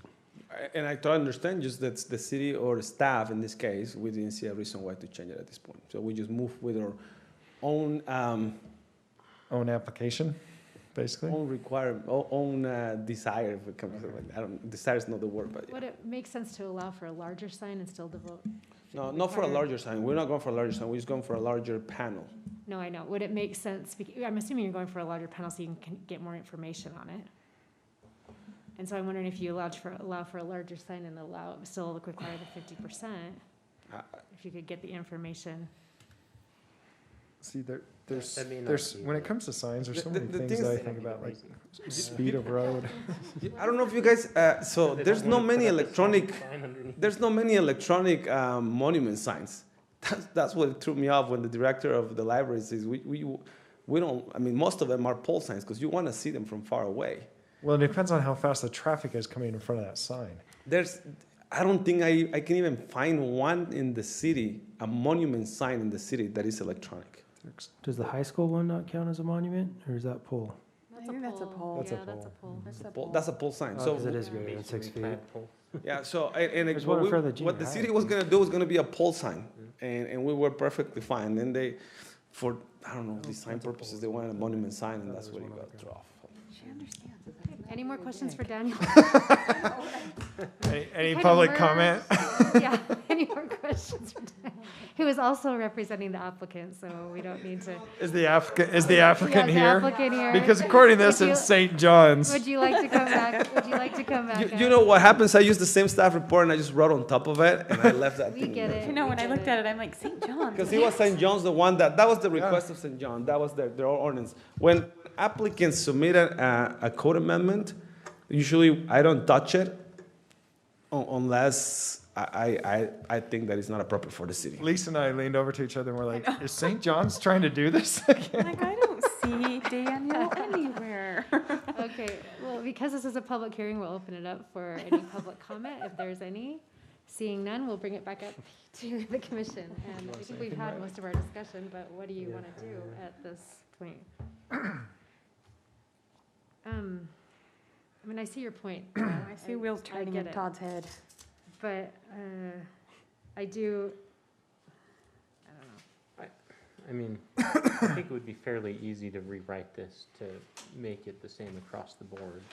Well, I mean, you could just We could do it eliminate the right. language about 50/50, right? Right, Yes. right. Is there any reason, I guess, is there any reason to keep the 50/50 language? I mean, do we see any, because obviously that would now be applied to commercial applicants as well as the city. So, I mean, is there any advantage to keeping the 50/50 requirement? Well, just that it probably makes It's cosmetic. electronic signs smaller in commercial areas. Do they, I think, does it make it more aesthetically pleasing? Probably a little, Maybe. maybe, I guess, I mean- yeah, maybe. I don't know. You get really big, like, I think of that giant screen at University Place, right? Yeah. University and University. Yeah, Oh, gosh. And that's annoying, but it's not aesthetically displeasing, right? No. Even though it's Right. just the sign on the side of the building. Yeah. Well, And I don't consider it a distraction. I mean, it's not. I love that sign. I like it too. I do love that sign. I I doubt we're think gonna get anything close. when Daniel Thomas proposed it, it was based on his own sign. Have you guys seen? Well, his own sign is different than that one, right? Yeah. At that point, I don't think the city council was for a sign that just like the one on in front of Tucanos. That's why I call it Tucano sign. Yeah. So I think that's what he did. He just went and built something that one is 50-50 actually. Yeah. And, you know, when you think of one that's actually a nuisance, and I know this one because they put it in when I was there at UVU, involved, the one that's next to the freeway. It is very bright, It's it is so large, bright. and they run into issues of it causing problems with traffic and distraction. Thanksgiving Point was too. Yeah, Right. I mean, so we do run that risk of if we say there's no requirement there, but and I'm not sure what the code says now as far as the size of you were saying that a freestanding sign can be as large as they'd want it to be. I mean, No, not as long as the one, but it's fairly big. The only ones that we restrict are monument signs because they usually put them next to access, and they're different to see. Yeah. But even though with the 10-foot clearance that we request for everybody, those are on the ground and they cover the access. So it's hard to see. That's why cities reduce the size of monument signs.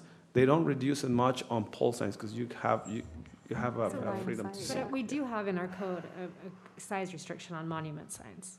Yeah, 32. 32. Yeah, that's what we said. We keep it like And Yeah. light, right? Isn't it? Yeah, I was gonna say, we Level of have- brightness also. We have Yeah. other restrictions Yeah. in place I for I mean, that that stuff's reason. all, that stuff's all there. Yeah, It's- so it's that's whether why it's staff 50% or 100%. staff didn't want to change the size of the actual sign because I mean I can go to 64, but that would be a huge monument sign. That will Yeah. cause a lot of traffic problems. So that's why we keep it at that and we just increase the size of the panel. Yeah, I think that, well, then I'm comfortable just applying this across the board. If we've still got size limitations and limitations Light on the brightness, restrictions and stuff like There's- that. There's then other restrictions already in place. It's not that simple to change it though because this one encompasses every sign, freestanding and wall signs and monuments. So we'll have to create a portion just for monument signs because I don't know unless you guys want to change also the 50% on freestanding signs and on wall signs. This is making my eye twitch, I'm just saying. Just open a can of worms. Yeah.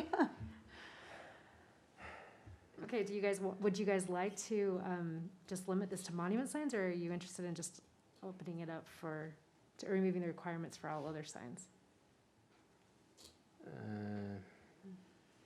I'm not sure I love removing it for pole signs. agree. I'm thinking about the signs along I-15. Mm-hmm. I mean, that's essentially a billboard, right?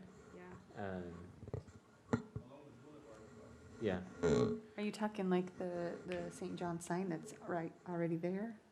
Right, but that's a monument sign, so it's 50/50. And Right. so if we said, no, you don't have to do 50/50, then they could put up a billboard, right? I mean, I'd be all in favor of removing the 50/50 for monument, keeping it for the pole. That's Yeah. fine. Right. I mean, that's a pain for you, Daniel, to rewrite. It's not that complicated. It's just more work, but it's not that I have a couple of other notes. The way it's written now under the definitions paragraph, it kind of implies that the not flashing thing doesn't apply to civic signs. It's different in the next paragraph, because it says, for all commercial signs, the panel area may not exceed 50% and may not flash. And it sounds like it doesn't apply to the civic signs, and I don't think the civic sign should flash either. And then the other thing that I thought about is we mentioned the 3 specific commercial zones that the signs there can't face residential housing units. I don't know. The same issues that led us to put that in apply in the downtown village, right? That you're going to have a sign glowing in people's windows. But it's harder to do here because there are more housing units mixed in with the commercial, right? So I'm not sure if that needs to be resolved or how to resolve it. I'm thinking specifically, if they wanted to put like a two-sided sign on the corner of Center and First East there, and on the open, where the house got torn down in the big trees, right next to the library. One side of that is facing a commercial, the other side is facing residential. Even though it's owned by the city, those are still residential properties. And so is it okay to subject the residents to messaging through their window? But on the other hand, if someone wanted to put up an electronic sign on their commercial building on Main Street, are we going to say no because there are apartments above commercial across the street? You kind of let yourself in for some light pollution when you get an apartment downtown. Yeah. So, I don't know. See the twitch. Yeah. I think this was tailored specifically for the sign that they want to put right there. So it's gonna be right where the pole sign is. They're gonna remove that one and put it right there. Pretty much. Which makes me hate it even more. Because I mean that's just the city asking for a very specific exemption. No, but that's with any application. When Daniel Thomas he went for it, he didn't want it just for everybody. He wanted it because he wanted to put that huge sign on the freeway, pretty much. But then when he applied, we applied it to everybody. Right, but he again he limited. He came with a 50-50. Now, I totally understand where the concern is, but having exceptions for public use, there's all over the place. I mean, publics can put signs on public property. I remember when St. John's wanted to put a sign on public property too. I don't know if you guys remember that. Yeah, he couldn't do it. I told right? him no because it's a free speech issue. Yeah. What? Yeah, that was one of my first meetings. I said it's a free speech issue. We can't. Right, but for the public, yeah, we can put signs. The city can put signs. Right, the city can actually put signs for strawberry signs, strawberry days. There's an exception for that as well. So the city has multiple exceptions. But there's good and again, it's not. Sorry, I didn't mean to. Go ahead. There's good reason for those exceptions, and I think there are areas where those exceptions should be given. And when the city puts out a sign, it's the city's message, and you don't want anybody just putting out any message, having it being represented from the city. You run into a lot of issues. But this issue of the size of an electronic sign, I don't see any reason for the city to have a different rule or a different exception than anyone else in the city. It's just maybe because I don't see the city as a staff and the city. I see the city as everybody, the residents. Everybody is the city. So this is not just for the purpose of staff. Staff makes the application, but I represent the 40,000 people in the city. No, this is not just for the staff. I understand that, and I'm not blaming it on staff. But if we're going to make an exception for this city, I think there has to be a good reason for it. And I don't see a good reason here.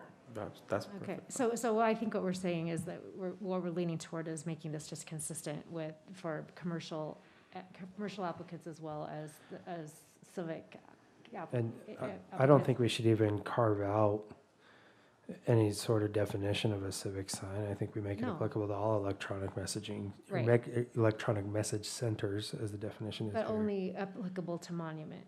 Yeah. Electronic Yep. And so I think Peter, that would address the concern you had with this. As far as like including the downtown zone area that may be another. Yeah, I don't think that's. I don't have a good way to resolve that. Yeah. So. I see what you're saying. I'm going to suggest leaving it the way it is. I get what you're saying. Okay, yeah. Well, I can make a motion on that. Okay, that would be great. I move that let's see, I have to figure out how to say this. Don't disregard what's written here. Yeah. I move that we continue the request of Pleasant Grove City for amendment of City Code sections 10-19-2 and 10-19-71 electronic message signs, to allow staff to adjust the language of the proposed amendment to eliminate the 50% requirement for monument signs only. Is that And not make a detailed distinction enough? between. Yeah, and not distinguish between civic and commercial signs. I'll second. Okay, I have a motion by Commissioner Still and a second by Commissioner Coombs. All those in favor? Aye. Any opposed? All right, that passes. We will continue that item to, So, sorry, before we go, how about the brightness, and do you want me to change that as well? No, I No? think the brightness is good. I think if you eliminate the distinction between civic and commercial, the other issue that I mentioned goes away. All it's gonna say is gonna be, go back to how it was, and I'm just gonna write except monument signs. Yeah. Yeah, so it's even, you just accept monument signs, that's what, 3 words? Yeah. See, we're making it easy on you. It was a long discussion, but okay. And that will be continued to the March 25th meeting, or do you want to go? Yeah, the next one, I don't know what. March 25th. That's 25th. Okay, And that still lets you get it to the council on the 30th if you would like to. still like to. It's broken. Yeah. Okay.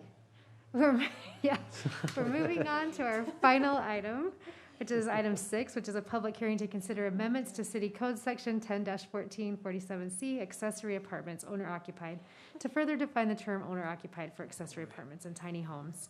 We'll turn the time over to Daniel.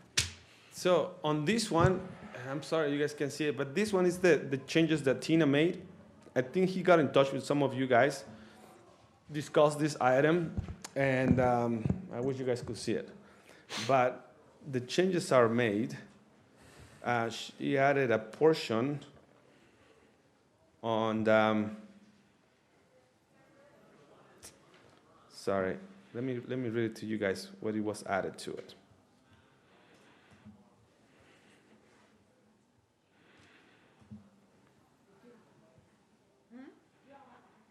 We, Well, I guess I shouldn't speak. We've got electronic. You know what? And the reason why I didn't make copies in case we want to make more change, well, you guys can propose any other changes, but let me see if I can pull it out right here because for some reason.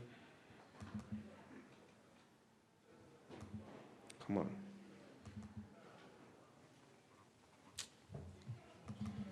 so, What it says now I don't have I just have a black and white. is, So that is going to make it a little tricky. You don't happen to have a color copy of this, do you? here. Well, no. Oh, yeah, at least it's got it. At least it's got it. nope, I can find the one. Give me 1 second. I've got it on my. I also have my iPad here also. Probably pull it up on my phone, too. Just my old lady eyes are gonna, that's why I did this. Yeah. So thank you. I need to accept the fact I can't read small things anymore. So Daniel, I know we're pulling this up and talking about this again. The only thing that I kind of wish had happened, I know that you called me the other day and I talked to Tina. This is a lot and it's really wordy. And then, like, I was super busy today and got it like at 11:30. And I know that was late, but I'm like, I would like to have actually really think about it and go through it. I feel the same way. yeah. I mean, we could continue this because I do feel like we didn't get the staff report until late, and so it was hard to really give it. And I didn't realize you were working on it the whole week, you know, kind of thing, or last few weeks. I can't even find it. That's the thing. Sorry about that. I don't know what it is. Yeah, we can, you guys can read it. Let me see. This one yeah. No, that's not it. I had a different one. And yeah, so I was gonna show the 2 different ones. And I just can't find the other one. Let me see, where can you see it? Well, but Daniel, rather than go through that tonight, I would think No, it's not there. I think we just continue this to the next meeting. We can continue it if we want to. Yeah, yeah, so you guys can read it. I don't know what, I just had it and we took off the comments and I don't know where it is. For sure, we can continue it. Let me see how I said this. We can continue it for the 25th, but at that point, we either have to decide if we cannot continue. Either we send a recommendation of denial or approval. We're ready to move on this. The thing is that we need all the language because we're being sued right now for something like that. That ordinance was copied from the one from Orem and Provo, same exact language. That's I think our city attorney is the land use hearing officer for those cities. So she just got that one for Provo. She just got the language and just put it right there. We discussed a couple of the comments that you guys said, eliminate some things, eliminate other things, and staff stays with the language that we have, with the exception that we add a case for what you guys told me, and for sure we can continue it. So you guys can see the other one. You guys can submit one, and I can say this is what the Planning Commission requests, and this is what the staff proposes. But I don't understand. Sorry, I can't see it. I don't know what I put. So Daniel, can I just ask you, maybe it's appropriate, maybe it's not. So the city's being sued over this issue right now? Yeah, what I'm trying to have a grasp around, because kind of like I told Tina, like, I just think if you had a basement upstairs and downstairs, I think you could rent them both. And I know that I'm on the other spectrum of that, and not everybody feels that way. So I'm trying to grasp, like, what is the issue that had happened, and what are we being sued about? Let's see. So not just developer, plain simple. Developers always take advantage of the code. They're gonna find a crack, take advantage of the code. It's not just with developers. Also, as residents, always try to find cracks in the code, right? Right. So we have a bunch of people that are extremely upset, and a neighborhood that is completely upset, because what's happening is that our definition wasn't good enough, so people are taking advantage of it. What they're doing, and the situation is that someone was just buying homes and putting, people that are in the sex registry and just putting them right there in the neighborhood, okay? Yeah. And saying, hey, I qualify because I put one of them as an owner of 1% or something like that of the house, and it's right there. So the neighbors are getting extremely upset about it, okay? So we needed a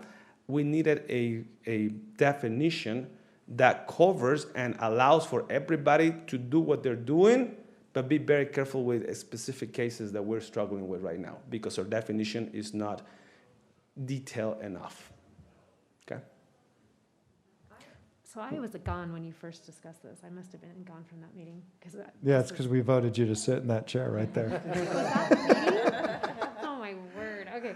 Well, I just want to if you can just give me a quick background. So I know what I'm comparing. What are we adding or what are we trying to add or change? So literally, if you look at it, this line that's been crossed out at the very, the second half of the sentence is being crossed out and replaced with all of the underlined portion. Oh, okay. So this one. So we completely changed the definition of what an owner So then where did this is. language come from?